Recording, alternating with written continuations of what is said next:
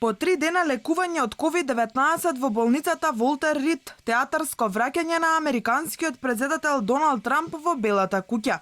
Трамп, напуштајќи ја болницата, носеше маска, но ја извади додека позираше пред фоторепортерите.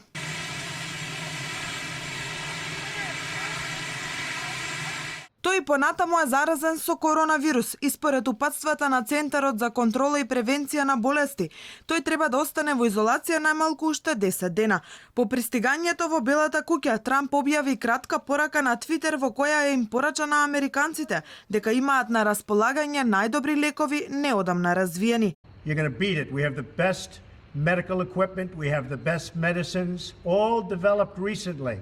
Nobody that's a leader would not do what I did. And I know there's a risk, there's a danger, but that's okay. And now I'm better, and maybe I'm immune, I don't know. Трамп, додека е позитивен на вирусот, ќе работи во привремена канцеларија, што се наоѓа на нивото на подрумот, во непосредна близина на болничкото крило во Белата куќа, пренесува CNN, повикувајќи се на добро информирани извори. Американскиот претседател планира и да учествува на претседателската дебата закажана за 15 октомври со демократскиот противник Џо Бајден. На втората дебата, што ќе се одржи во Мајами, кандидатите треба да одговорат на прашањата од гласачите.